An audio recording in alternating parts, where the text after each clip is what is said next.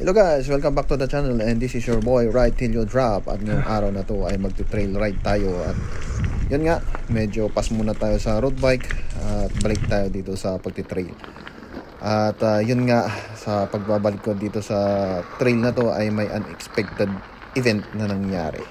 That's just how it go. I got some secrets, I'm shaking the game so they stay on their toes. Stay in your lane, how to stay on the go. I came to play with the pros and act like a rookie so they overlook me, then I double up again. So, nabanggit ko kanina na may unexpected event na nangyari, or should I say, unexpected moment na nangyari. So, sa nakakaalam ay 2 weeks na ako na hindi pumapasok sa trail riding. Nag-road bike ako. Yun nga, ngayon na araw na to ay pumasok ako ulit sa pagti-trail riding dahil na-miss ko rin yung mag-trail riding. At ayun, sa hindi inaasahan ay may nangyari sa atin na yun nga, hindi natin inaasahan.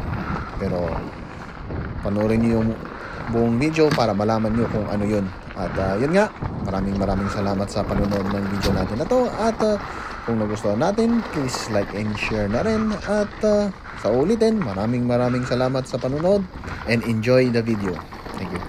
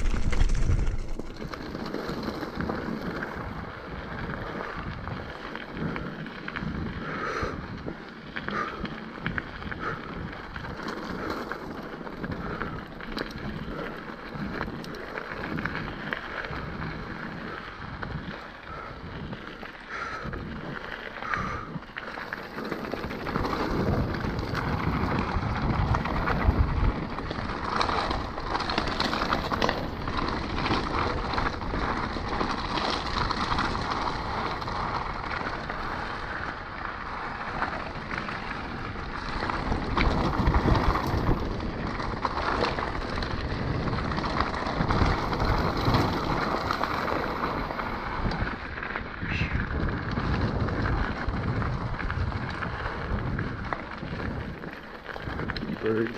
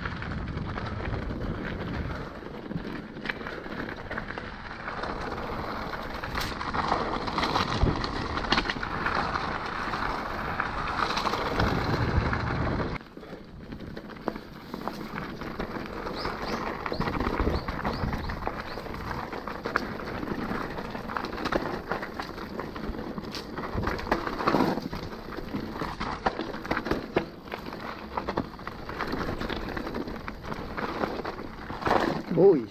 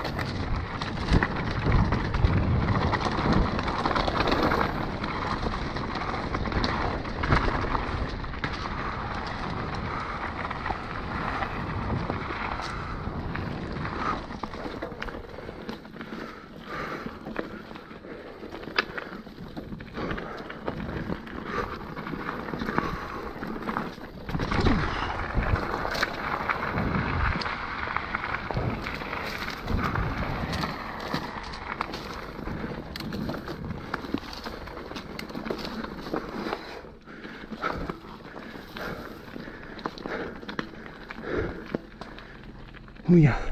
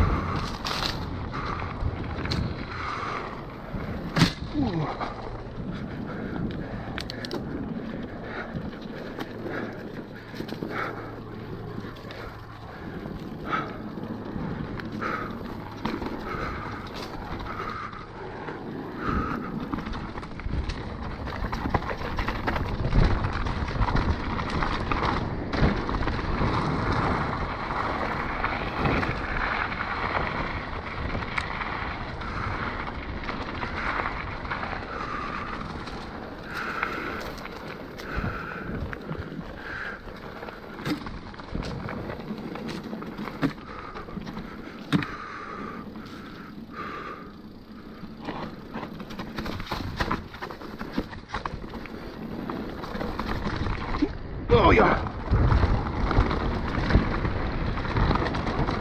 Oh shit. No.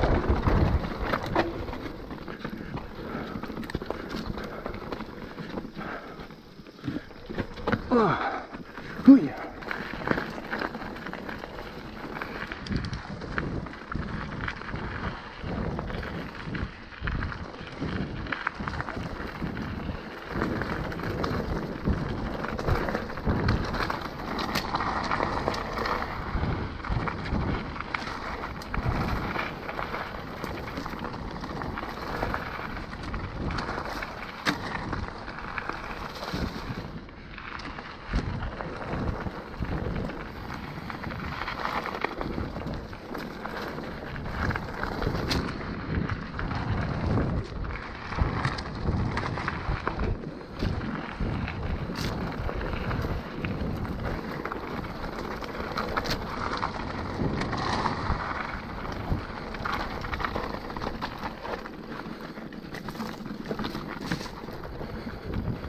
Sa nabanggit ko kanina sa simula ng video na to ay yung unexpected moment na nangyari sa akin ngayong araw na to. At ditong part na to yung sinasabi kong unexpected moment na nangyari.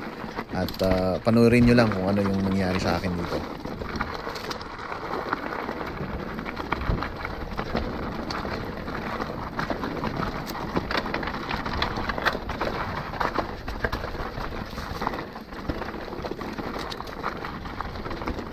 So, pagkatapos nitong liko na to, dito na yung unexpected moment na sinasabi ko.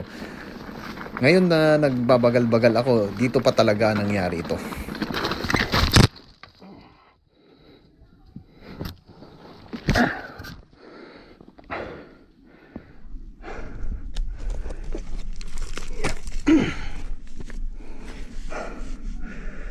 So, yung cause pala ng pagkasimplang ko dito ay na tamaan ng front wheel ko yung mga loose gravel doon. At doon nadulas yung harap na gulong ko. At yun nga, dahil sa kahit na magbabagal-bagal ka, ganun pa rin mangyayari. Depende lang kung saan tumama o saan gumulong yung harap na goma. So anyway, ito pinapakiramdaman muna yung katawan bago magbabike ulit. At yun nga, nagtakip na, baka mamaya makasimplang na naman tayo. Pero yun, sa awa ng Diyos ay hindi naman tayo na ulit-ulit na simplang. At habang binabike ko to ay napansin ko yung stem ko na tabingi pa rin. Kaya bumaba ako ulit dito para i-check ulit. Yun nga, nagmamadali rin naman ako na iayos kanina kaya hindi ko na i-sentro ng maigi.